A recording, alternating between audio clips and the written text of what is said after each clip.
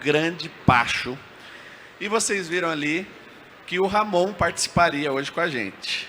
Infelizmente, na verdade, é um infelizmente positivo. Ele teve aí o neném e ele não vai deixar de ficar lá com a Vit nesse momento, não vai deixar de aproveitar tudo lá com esse momento tão especial da vida deles. Mas não deixa de ser aqui um dos papos mais tops que a gente vai fazer, porque o Pacho tem muito conhecimento e eu vou extrair tudo de melhor, porque eu sei que cada um de vocês está aqui por algum motivo, para aprender algo, para se conectar com algo que vocês são muito fã do Pacho. Então recebam aí com muito aplauso nosso grande Pacho.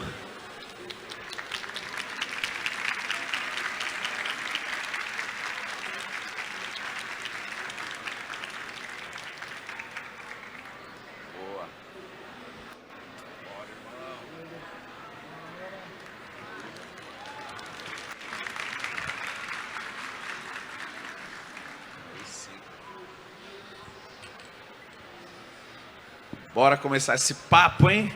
E aí, Pacho, você tá bem? Tô bem, cara. Graças a Deus agora a gente tá bem melhor do que algumas semanas atrás. Exato. E você esperava toda essa galera aqui pra te ver hoje? Não, cara. Olha que um dos motivos de eu caprichar tanto na físio é que eu queria conseguir fazer isso em tempo recorde pra estar no Arnold. Mas eu não esperava estar no Arnold Talks. É a primeira vez aqui, então obrigado, galera. Esse final de semana está sendo muito especial para mim, porque realmente marca o meu retorno depois de tudo que aconteceu. E está sendo especial demais aí. Opa, você é um cara do bem, abençoado, tão positivo, você merece. Parabéns por essa recuperação. A gente vai falar disso também. Eu imagino que muitos aqui estão aqui também por isso, esse momento que você está aqui apto a vir andando sozinho. Olha o valor que isso tem hoje, né? Então é aquilo, muitas pessoas reclamam de muitas coisas no dia a dia e só quando passa ou alguém passa próximo por algo desse nível para você valorizar o levantar, poder fazer as coisas sozinho, executar suas ações, trabalhar, e hoje você pode estar reabilitado aí quase 100% junto com a gente. Aê.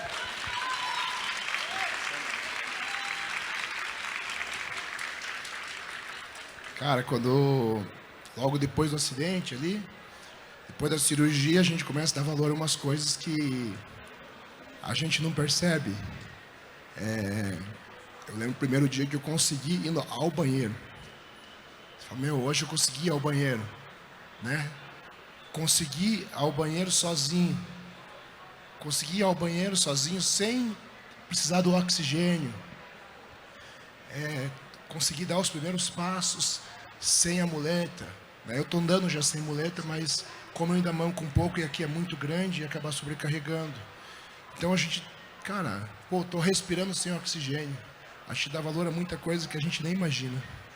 Com certeza, é até emocionante aqui, não sei vocês, mas me arrepia aqui, me emociona. E porque é exatamente, fica uma reflexão, já começando dessa forma aí para todos se impactarem, todos realmente agradecerem cada passo, cada momento que vocês estão bem aptos. E isso principalmente nesse nosso mundo, que é um mundo que, querendo ou não, está envolvendo muito a estética, muito ali, a musculação, não tem como dizer que muitos estão ali pela estética apenas, mas que as pequenas coisas são de grande valor em nossas vidas, né? Então, que legal. Pacho, vamos lá. A gente vai falar de treino, que é a sua especialidade, e eu tenho certeza que está com uma saudade absurda, né, de estar treinando pesado. Você é um cara que sempre conduziu dessa forma, tanto os seus treinamentos quanto dos seus atletas, seus filhões, né? Mas primeiro vamos então falar um pouco rapidamente, também não vamos ficar muito nisso, você já falou muito disso, mas eu sei que as pessoas querem saber. Rapidamente, para quem nem sabe, às vezes, como aconteceu, o que foi essa passagem, um pouco do que aconteceu ali. Não precisa detalhar, tal. Quem quiser saber, ele já tem todo um conteúdo no canal dele mesmo, contando toda a história. Mas resume um pouquinho e eu quero chegar na melhor parte, que é a parte da recuperação, da motivação, de como você está hoje. Mas antes, vamos contar um pouquinho dessa dor que marcou sua vida demais, né? Bom, eu estava completando 15 anos, né, que eu tô com a minha esposa. E a gente foi para uma pousada em Santa Catarina, a pousada dos Quênios, é um lugar, uma região dos Quênios lá em Praia Grande que é muito lindo, maravilhoso lugar. E estava sendo umas férias sensacionais. E uma das atrações lá são os passeios de balão. E o pessoal falava, pô, não deixe de fazer, é top demais, tal. E a gente foi fazer o passeio. A gente teria duas opções: passeio em grupo, que era um pouco mais barato, é mais caro, é mais barato. É um balão maior com 12, 18 pessoas no cesto. E um outro passeio que você paga só para você e sua esposa e o piloto. Um privado, é um pouco mais caro. Eu falei, não, vou pagar esse privado, só nós dois, aquele momento legal. E no dia tinham 18 balões voando. Cara, tava tudo muito lindo. A gente sai às 4 da manhã, a hora que o sol nasce, a gente já tá lá em cima. É lindo de ver. E na hora do pouso, o piloto escolhe uma região de pastagem assim, e ele direciona o balão. Só que tinha uma rede elétrica aqui. E a hora que está direcionado, o vento muda. E o balão vai... O vento que leva, né? E o balão vai para o lado dos fios. E ele vinha numa velocidade que ele ia fazer isso aqui. Ele ia quicar o chão umas 2, 3 vezes até parar. Então ele vem rápido. A hora que ele quica a primeira vez, ele já está embaixo da rede. A hora que ele sobe, os cabos dele batem na rede. O cesto é arremessado para o lado. E na hora que está indo para o lado dos fios, eu solto e tento ir para cima da minha esposa para proteger ela. E ela fala que na hora que estava indo, ela ainda ouve uma voz: pula. E daí ela meio que não entende, daí ela ouve de novo: pula. E ela fala assim: o Fabrício não vai entender. E ela fica. E como eu soltei, a primeira pancada ali, eu fui arremessado. Eu quebrei 6 costelas, o externo, perfurei o pulmão. E a hora que o cesto caiu, que arrebentou os cabos, eu fraturei o fêmur. Eu desmaio já nesse primeiro impacto. E ela fala que eu fiquei o tempo inteiro em cima dela, protegendo ela. E ela ficou abaixada embaixo de mim assim. E caía aquela chuva de fogos dos fios em cima da gente. Ninguém se queimou, não teve um queimado, nada. E eu estava desmaiado. Ela falou que os fios ficaram balançando até que arrebentou todos e o cesto caiu. A hora que caiu, ela falou que ela estava em pé, segurando no arco. Então, assim, eu não fiquei protegendo ela. Não fui eu que protegi ela.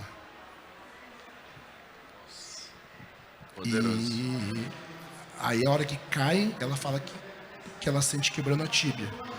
Aí eu brinco com ela, eu falo, tá vendo?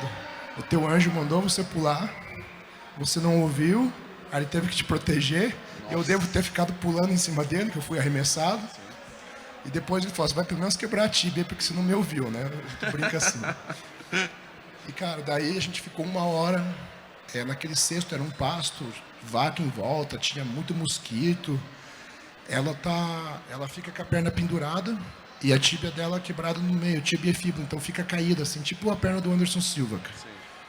Ficamos 1 hora ali e eu estava sentado em cima desse fêmur quebrado. Aí a gente começa a perceber o que aconteceu, eu acordei naquela hora e já em seguida começa a pegar fogo no cilindro e podia explodir. Aí o pessoal que fica um caminhão para buscar o balão, ele fica seguindo assim. O pessoal do caminhão já veio correndo para ajudar. A hora que eles vêm pegando fogo, eles param, porque o negócio vai explodir. Aí só um cara que vai, tira e arremessa. Ele até teve um pouco de queimadura na mão, no rosto, nada grave, mas esse cara salvou a gente. E daí a gente começa a querer entender o que aconteceu, né? Aí quando eu vejo que eu tô com o fêmur quebrado, eu pego e peço para um rapaz me ajudar a deitar. Eu falo, cara, me ajuda a deitar, que tô em cima da perna quebrada. Quando eu deito, eu respiro, eu tenho sangue. Aí eu falei, eu perfurei o pulmão. Aí eu fico pensando, o que eu vou fazer? E daí eu acho meu celular embaixo de mim e eu falo, amor, eu vou filmar isso aqui, porque ela estava com muita dor e ela ficava assim, ai. Aí ela começava a acelerar e parecia que ela ia desmaiar a qualquer momento. E eu com o pulmão perfurado com medo de desmaiar. E daí eu tinha medo de chegar no hospital, ver ali um fêmur e não vem no pulmão. Você quer Aí eu ser falei, eu vou registrado. fazer isso para ter um registro e vou mandar para alguém. Aí eu tento me manter calmo. Primeira coisa que eu penso, se eu me acelerar, o coração vai acelerar, a frequência cardíaca vai ser pior. Vou perder mais sangue aqui. Então eu tento ficar calmo, eu gravo aquele vídeo e a hora que chega o resgate, pega a torre, aí eu mandei pro Renato Cariani. Mandei um áudio, falei, irmão, cara, aconteceu tudo isso aqui, eu tô com medo de, sei lá pra onde que eu vou, que hospital que é, eu quero ir pra São Paulo. Fala com o músico, o Dr. José, pra ver como que faz isso. E nesse tempo de chegar no hospital, eu fui para um hospital, ela foi para outro. Aí o Dr. José me liga, passa algumas empresas de avião, falou, cara, é o seguinte, eu consigo tirar a minha parte, o músico tira a parte dele, mas a gente tem um hospital de vocês dois e tem que pagar o transporte aéreo de UTI. Então eu preciso que alguém veja para você o avião. Aí eu mando para ela, a Elô, que é a minha secretária, eu ligo para ela e falo, não, é o seguinte, eu caí de balão, a gente tá tudo ferrado, mas tá tudo bem, tá? Preciso que você veja um avião para transportar a gente. Só, tranquilo. Que missão, hein? Ah, e não esqueça de cancelar o curso do Paraguai, que era no final de semana. Nossa, olha a responsa. Aí ela começa a ver os voos, daí de repente a Mariana me liga, dona do Grupo Suplay. Pacho, como que vocês estão e tal? Eu falei, Mari, a Ju já tá entrando na cirurgia e tudo bem, muita dor e tal, mas ela já vai entrar pra cirurgia. Ela falou, não, Pacho, vocês vão vir pra São Paulo, não vou deixar vocês aí. Aí eu falei, Mari, a Ju já tá entrando e ela tá com muita dor e é muito caro também. Ah, Mari, eu tô pagando agora tudo e vou trazer vocês. Vocês vão vir pra cá. Aí ela pega, faz o pagamento e daí no outro dia o avião traz a gente, daí a gente opera aqui com o músico, o Dr. José. Cara, deu o melhor atendimento. Provavelmente se eu ficasse lá com a embolia pulmonar ia ser complicado, porque aqui é uma outra estrutura. Aí deu tudo certo, né? Fizemos cirurgia, foi tudo bem. Saí do hospital, depois de uma semana, eu tive uma embolia pulmonar bem grave.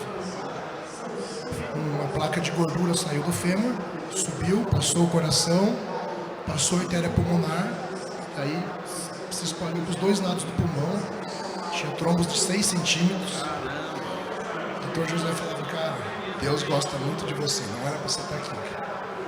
Aí 4 dias de UTI, mais 3 dias de quarto, voltei para casa já sem oxigênio, aí comecei a fisioterapia. Sexta-feira agora fez 11 semanas da cirurgia. Essa recuperação, pra eu estar assim, era para ser uns 4 meses, 16 semanas. Que também pode-se dizer que pelo seu metabolismo, pelo seu treinamento, pela sua massa muscular, isso te salvou de alguma forma? O impacto no peito, ele falou que as costelas, do jeito que estão fraturadas, se não fosse a massa muscular, as minhas costelas teriam perfurado o coração. Ele falou que no exame de imagem dá 7,5 centímetros de camada de músculo. E foi isso que sustentou o meu tórax. Isso é importantíssimo. Eu já vi casos realmente de acidentes assim, que devido à massa muscular da pessoa, do indivíduo ali no caso, que fez com que ela não morresse na hora e conseguisse recuperar. Então isso também mostra como, além de tudo, se cuidar, ter mais massa muscular, pode salvar vidas, né? E o Dr. José falou que eu amorteci esse primeiro impacto. Se fosse na Ju, ela não teria resistido. Nossa, que loucura. Então, Pacho, seguinte.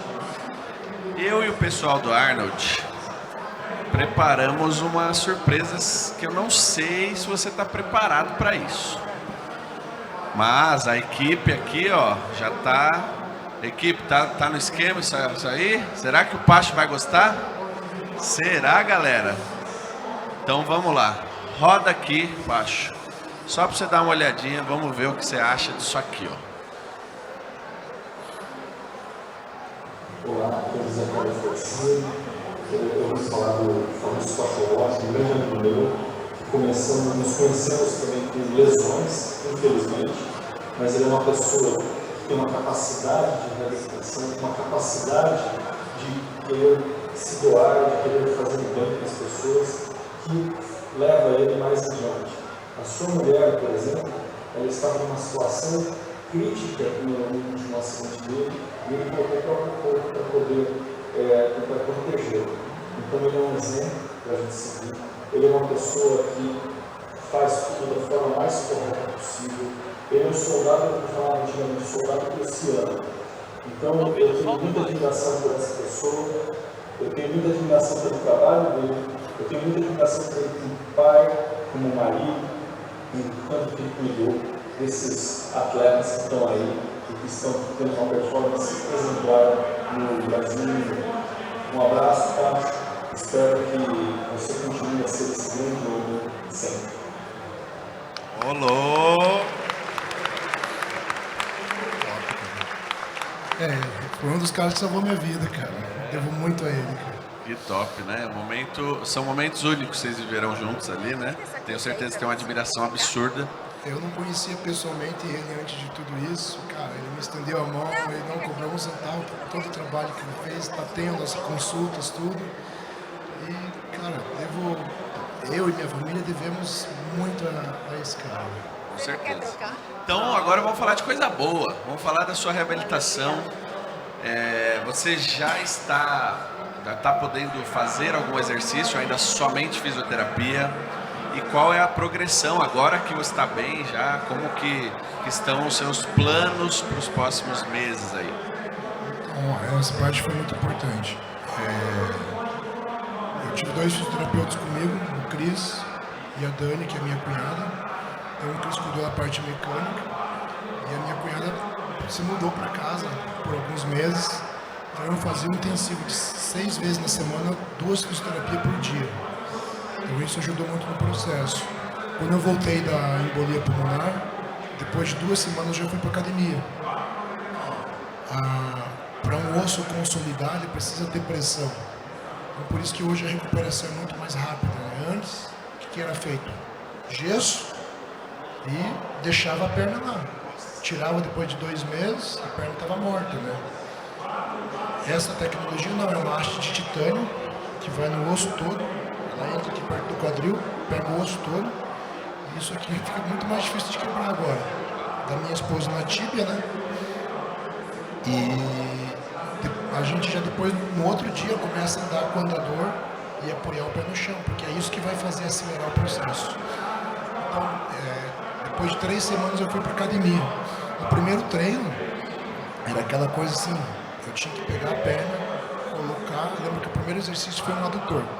Colocar na cadeira adutora, 2 plaquinhas, cara, perna assim, medo, a impressão que dá assim, a cabeça fica bloqueada, é que vai quebrar o fêmur e vai. Eu lembro que com 3 treinos, eu já estava conseguindo levantar e deitar na cama sozinho, pegar minha perna, colocar, porque tudo isso eu precisava de uma ajuda.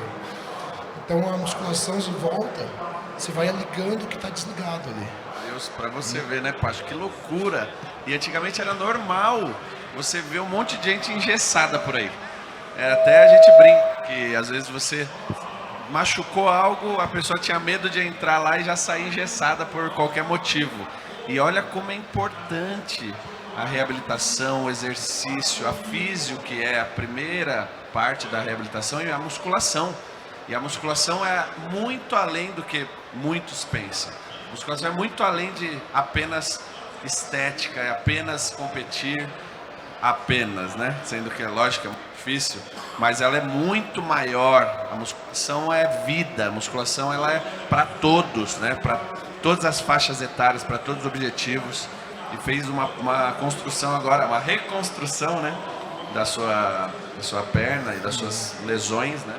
E olha que legal, essa tecnologia ela começou a ser usada na Segunda Guerra com os pilotos de avião, porque eles caíam, os que não morriam tinham fraturas e eles tinham que fazer alguma coisa para fazer esses caras voar logo.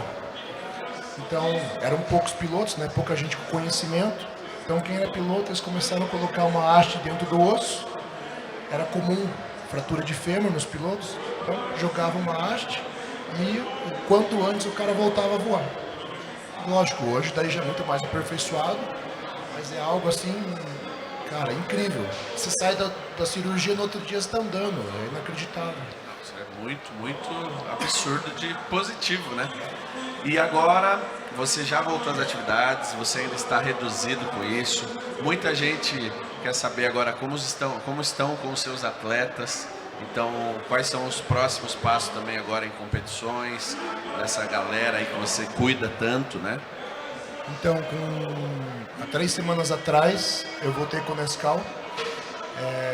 Eu teria ido para aquela temporada em Floripa, né? Eu não pude ir por causa do acidente. E daí o Nescau retornou para já a gente conseguir começar os treinos da reta final. Assim que o Dr. José liberou o amuleto, eu voltei para a academia. Aí eu tenho um menino que está me ajudando para pegar peso, montar um leg, montar um agacho. Alguns exercícios eu consigo ajudar, outros, tipo um agachamento, como me ajoelhar para fazer uma ajuda num supino, não dá.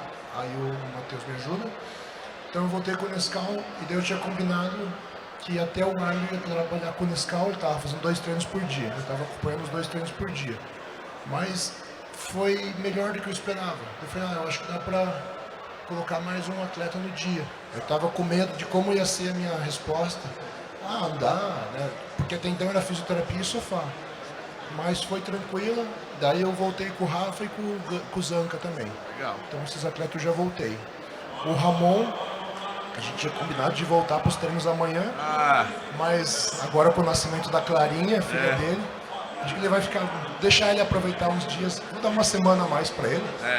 Dá essa folguinha para ele. E o Horse também, agora a gente já retorna. Boa, legal.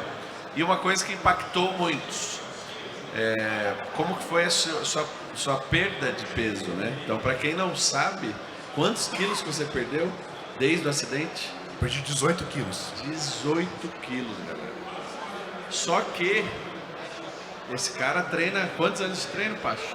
22 anos. 22 anos de treino. Então, com o começo da reabilitação dele, que foi há 11 semanas, certo? A recuperação fazem 8 semanas. 8 semanas? Nessas 8 semanas, o que aconteceu desses 18 quilos aí? Já recuperei 8. Nossa, é uma máquina, né? É uma máquina esse homem. Então, para vocês verem também como é importante ter a constância, como é importante ter uma maturidade, ter um condicionamento diferenciado, porque você pode, num acidente desse que perderam aí, foram quase 20 quilos, ele conseguiu já recuperar 8 quilos de músculo. Não, eu sempre ficava imaginando, imagina se eu fosse, eu estava com 130 quando eu caí. Se eu fosse um obeso, 130 quilos de gordura, como que eu ia levantar da cama? Porque eu conseguia sentar, porque eu usava a força do abdômen, eu travava a perna e força do abdômen. Comecei a voltar para a academia, comecei já a conseguir levantar a perna. Imagina uma pessoa totalmente sedentária. Nossa, é complicadíssimo. E, eu tô com essa perna aqui, eu já tô colocando carga, eu tô agachando com 15 cada lado. Ô, louco, ó, aí sim. E a meta que a gente colocou é esse ano voltar a agachar com 100 quilos. E aproveitei, eu falei, cara,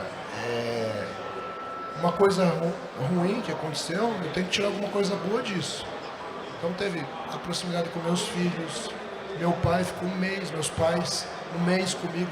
Desde que eu saí de casa, eu não ficava um mês com meu pai e com a minha mãe. Minha sogra ficou aqui um mês, minha cunhada ficou 2 meses. Passei muito tempo com os meus filhos. E daí eu falei, cara, eu tenho tanta imagem. Eu tenho imagem do acidente, eu filmei o acidente. E a gente começou a fazer um comentário com o Gui Pavan. Então a gente está pegando depoimentos. A gente vai fazer um documentário sobre isso, que tem muita coisa. Legal. E tive um prejuízo, financeiro. Sim. Deixei de dar os meus cursos. Tive que devolver dinheiro, teve ainda diferença de hospital, que foi bem alta, e daí eu aproveitei esse tempo. Antes eu não tinha tempo, agora estava com tempo de sobra. Lancei meu curso além da genética. Legal. Cara, que foi um sucesso, a gente já tem mais de 3 mil alunos. Ô, louco. Então, assim, saindo da positivo o negócio no final, sabe? É isso aí, tem que sempre olhar para esse lado. E vou te falar, uma das coisas mais valiosas é isso aí, esse momento com a família, com seus filhos, seus pais, né? Então, às vezes, também na correria, você tá tão a milhão com os trabalhos, com os projetos, que você deixa um pouco do tempo com as coisas mais preciosas da vida, né? Principalmente os dias que eu fiquei sozinho, foram 4 dias de UTI. Eu ficava pensando muito, cara, o que eu posso fazer para ser melhor? né, a gente é uma pessoa boa, eu tenho meus filhos, eu trabalho, eu tento ajudar pessoas, mas a gente sempre pode melhorar. E daí uma das coisas que eu falei, eu viajo quase todo final de semana para dar curso num lugar do Brasil, eu viajo para fora e eu vou uma vez por ano levar meus filhos para casa dos meus pais. Então, eu posso aproveitar mais esse tempo com coisas que realmente vale a pena. Porque a hora que eu estava lá, com medo de dormir, não acordar mais, eu penso nos meus pais, na minha esposa, nos meus filhos. E no dia a dia, na correria, às vezes a gente dá prioridade para outras coisas. Fato. E aí, muitos aqui, como eu falei, daqui a pouco a gente vai abrir, nos 10 minutos finais, perguntas para vocês, que vocês vão poder interagir diretamente com o Pacho. Mas eu tenho certeza que muitos aqui estão aqui porque você é um especialista e um dos melhores do Brasil em treinamento.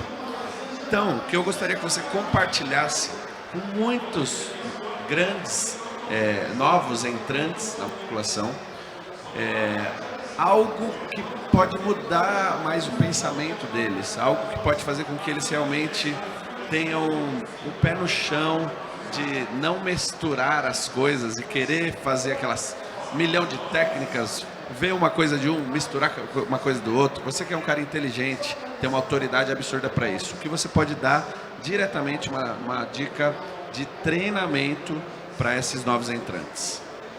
Bom, galera, quando a gente fala em treino, em musculação, os resultados são a longo prazo. Na musculação a gente não constrói um físico do dia para a noite, não adianta. Eu perdi 18 quilos depois de quase morrer por 2 vezes. Você olha, tem uma estrutura muscular aqui, porque é uma memória muscular, são anos de treino que isso aqui é consolidado. Então a gente não consegue fazer isso em 2 meses, em 3 meses.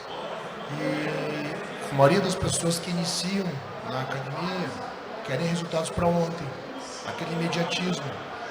E a musculação não funciona assim. É você se colocar dentro de um plano de treino, dentro de um plano de dieta, ter aderência àquilo e deixar acontecer. Eu sempre falo, a gente não pode pular etapas, a gente não pode acelerar o processo, só que a gente não pode ficar parado. Então, estar dentro da programação e deixar acontecer.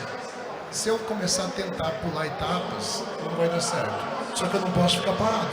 Eu tenho que todo dia fazer acontecer. Vai ter aquele momento que vai dar vontade de escorregar na dieta, vai ter aquele momento que vai dar vontade de furar o treino. Eu não posso deixar isso acontecer. Se eu coloquei uma meta lá, que eu vou iniciar com 3 treinos na semana, eu vou iniciar com 3 treinos na semana. Você está iniciando agora, começa aos poucos. 2 treinos na semana, 3 treinos na semana, e faz isso virar rotina. Esse mês eu vou começar a treinar 2 vezes por semana. E não vou faltar nenhum. Aquele horário das 6 lá que eu me programei é o meu horário. Então você ajusta a tua rotina, a tua alimentação, você prepara a tua comida, leva com você na bolsa, do jeito que for, e faz acontecer. A parte dietética também. Não adianta um cara que saiu de uma coxinha com café de manhã querer mudar para frango com batata doce.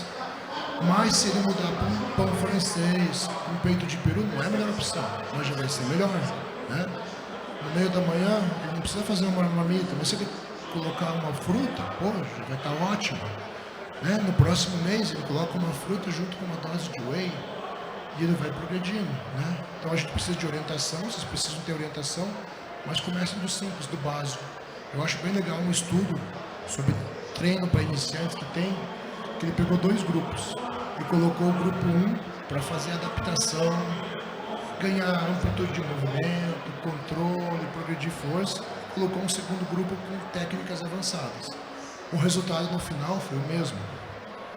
Então o que isso faz a gente perceber? Cara, o iniciante faz o básico, porque ele vai aprender a agachar, a fazer supino, ganhar amplitude, ganhar mobilidade, ganhar força. Se ele já começar com tudo que é avançado, o que ele vai fazer depois? Então você faz a base e quando ele já tiver força, tiver uma estrutura, você vai para o avançado. Muito boa, válida, ó que legal.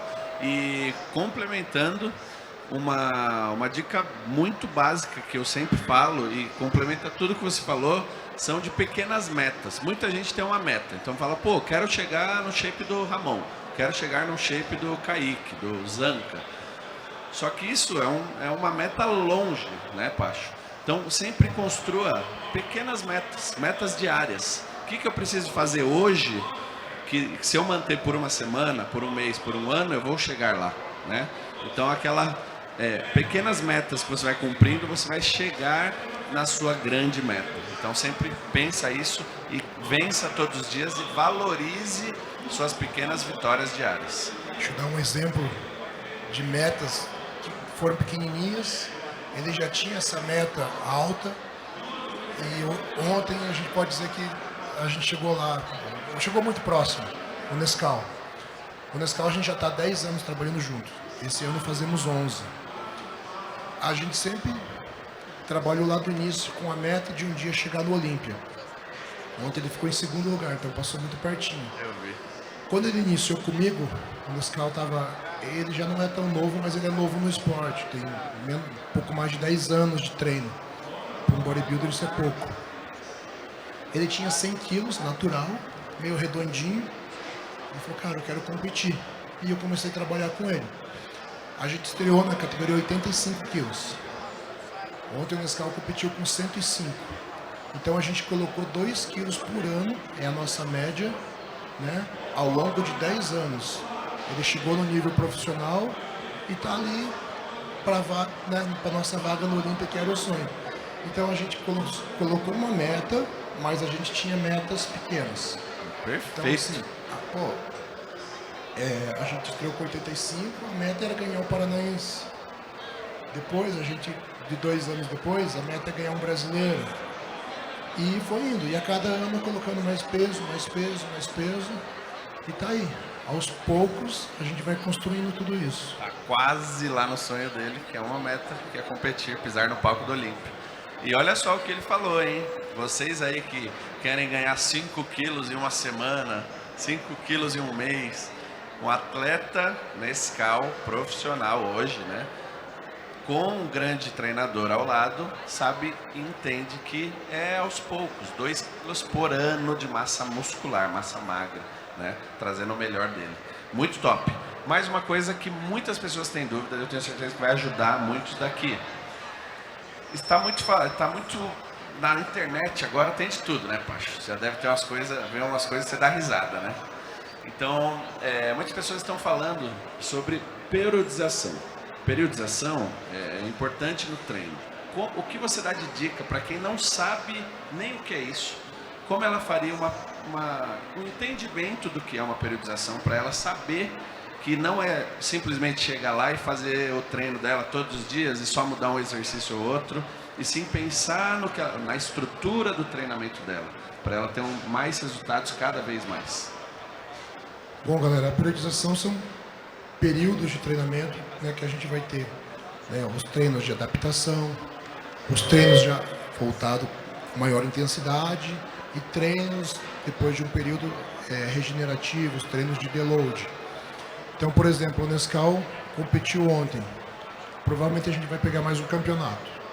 Mas digamos que ele não fosse competir por agora. A gente ia fazer o que agora? Uma semana de pausa, pelo menos. Umas 2 semanas de treino regenerativo. Que ele vai fazer o quê? Baixar o volume de treino, o número de exercícios, o número de séries e a intensidade, baixar a carga. Trabalhar com maiores repetições. Por quê?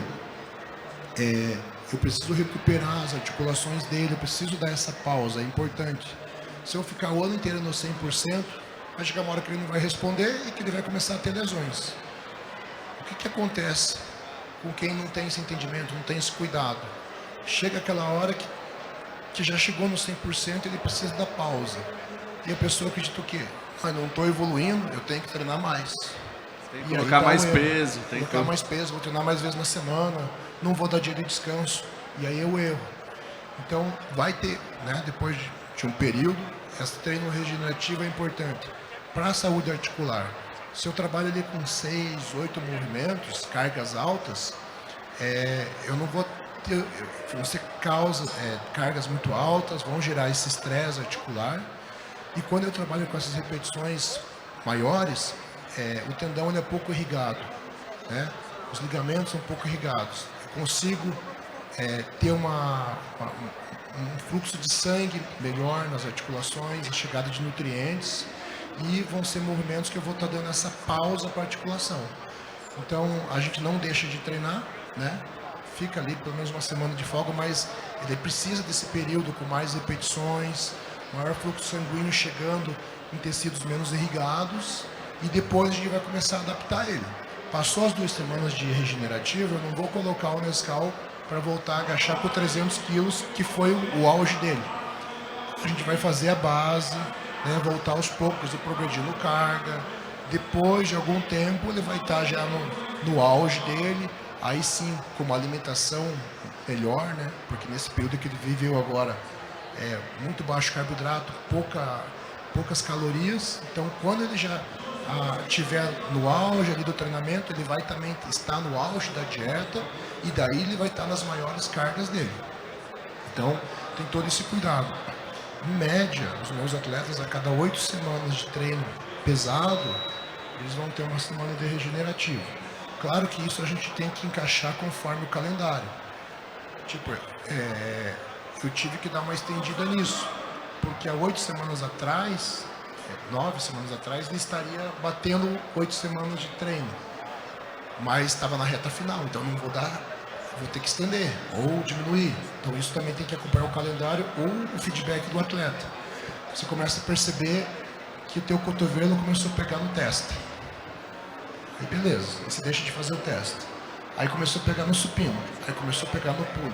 É hora algo de dar uma pausa. sinalizando. Então a gente tem que aprender a ouvir o corpo. Aquele exercício que está pegando é sinal para não fazer. Só que se essa dor começar a se espalhar, você precisa de uma pausa. Normalmente, 1 a 2 semanas mais tranquilo ali de regenerativo não é suficiente. Se não melhorar, aí é hora de ir no Dr. José da vida, fazer um exame de imagem e aí ver o que está acontecendo. Sensacional, Pacho. Eu acho que isso é muito valioso para as pessoas hoje em dia entenderem. Não se falava muito em periodização. Então é muito importante, pesquisem sobre isso. Cada vez mais ele tem conteúdo. Eu tenho muito conteúdo sobre isso também. Então entendam e coloquem isso no dia a dia de vocês. Só mais um detalhe. Eu fiz alguns dias atrás um vídeo falando sobre isso. E eu falei que tem muita gente que pergunta, né? Quando vê, o Nescau está no regenerativo. E daí fala, quando é que eu tenho que fazer? Só que isso também é para quem está treinando bem. O cara que está lá firme, sem faltar, treinando legal. Aquela pessoa que vai uma semana, falta uma, não precisa de um regenerativo, né? O cara vai 2 dias ele vai pra balada, ele fala, essa semana eu vou fazer o regenerativo, porque o Pacho falou que é bom. Aí ele chega lá achando que tá balando depois. Aí não funciona, né, pessoal? E então, já posso abrir para as perguntas?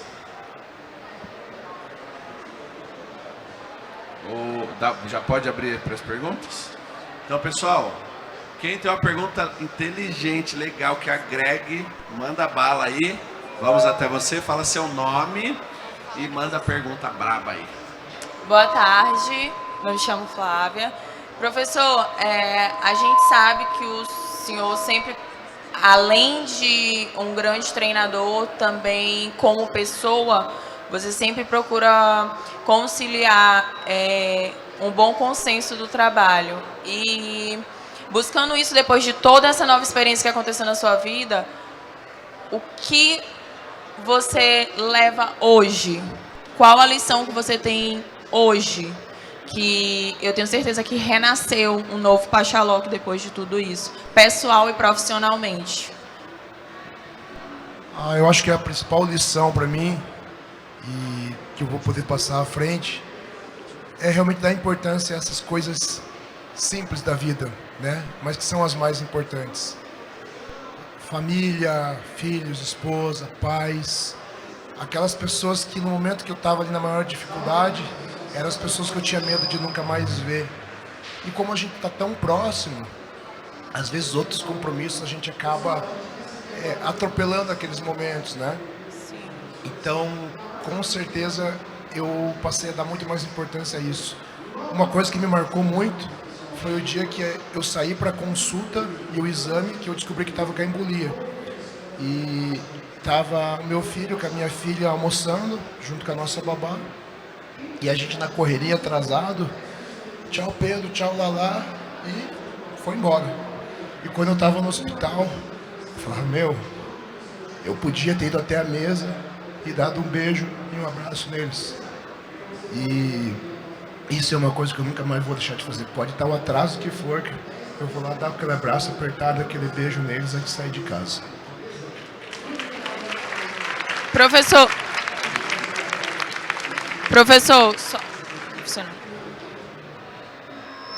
Professor, é só uma oportunidade que eu queria para o senhor tirar uma foto com meu namorado. Ele tem TDAH e ele tem muita dificuldade de conteúdo e o seu é o único que ele consegue compreender.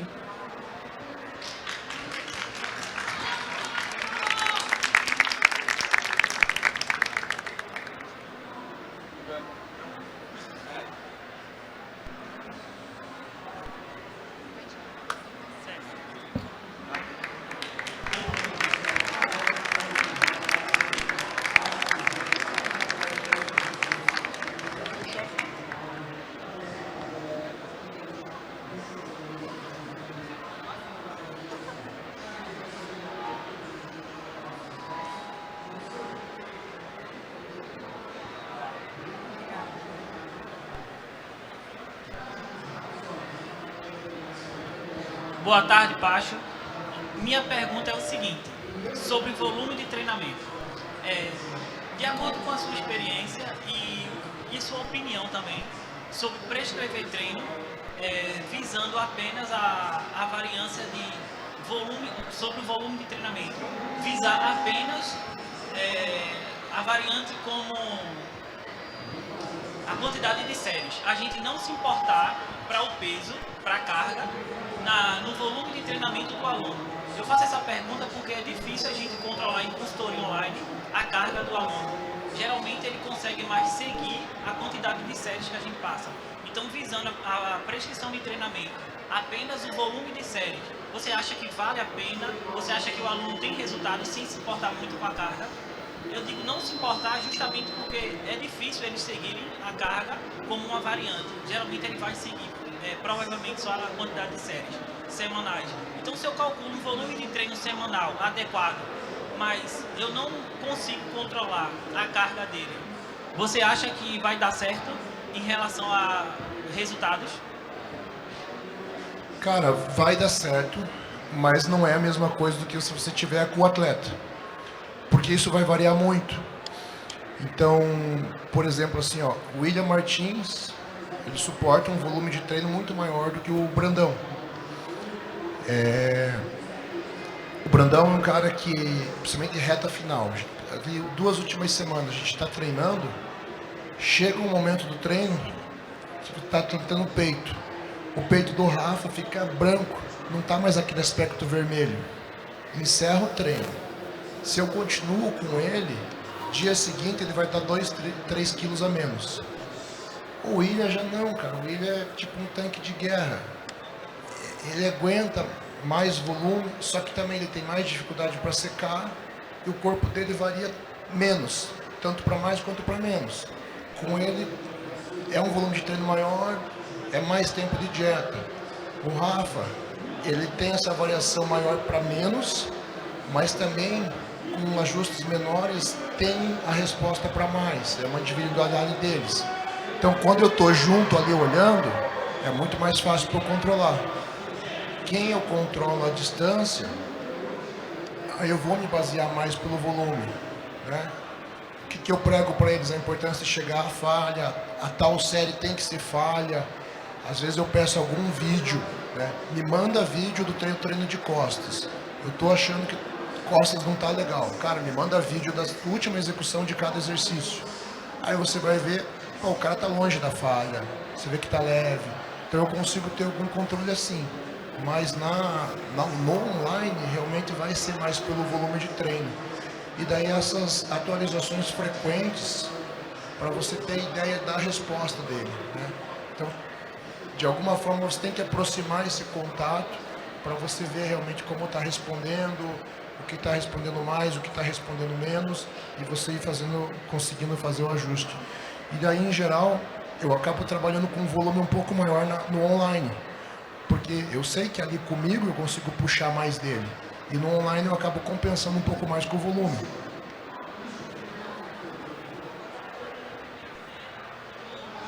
Em relação à falha, então a gente pede para o aluno falhar quando é esse caso, o consultório online, e ele não consegue, a gente não consegue ter o controle da carga dele. Você acha interessante a gente ter a repetição de reserva ou falhar a partir da primeira repetição, primeira série? As primeiras séries vai ser de ajuste, né? Mas o primeiro exercício, acho que, né? O primeiro exercício, digamos, do treino, eu vou fazer com que ele chegue à falha no primeiro exercício. Eu não gosto muito da ideia de repetições de reserva. Não, eu vou deixar uma reserva aqui porque é o primeiro exercício e eu tenho não sei mais quantos. O primeiro exercício eu aproveito para usar mais carga. Eu vou fazer alguma estratégia. Se é um online, vamos fazer, sei lá, um drop seria bem-vindo. Um rest pause, dependendo do exercício, seria bem-vindo. Vou criar alguma estratégia para conseguir fazer ele chegar à falha. E eu vou tentar levar ele à falha pelo menos uma série em cada exercício do que eu programei. Quando eu for usar progressão de carga, que eu for imaginar em carga, maior tempo de intervalo, pelo menos na última série. Se é um terceiro exercício que eu vou colocar algo mais metabólico, um bisete, por exemplo, serão 3 séries, ele vai chegar com a carga ajustada, as 3 séries serão até a falha. Entendi. Obrigado. Era isso aí. Boa tarde, Pacho. Boa tarde, Renan. Tudo bem? Eu chamo Giovanni e eu acompanho o trabalho de vocês há bastante tempo. E agora a pergunta é especificamente para o Pacho. A gente vê atletas como o próprio Ninja, que ele gosta de trabalhar bastante com uma variante de treino que são menos repetições e mais carga. A gente vê ele fazendo agachamentos com tranquilamente 350 quilos. Eu queria saber, no que eu acompanho, eu não vejo muito você fazendo repetições abaixo de 8, por exemplo. Não seria interessante encaixar para atletas como o próprio Zanca, que já é alguém muito forte, o Brandão, alguns exercícios específicos, exercícios de base?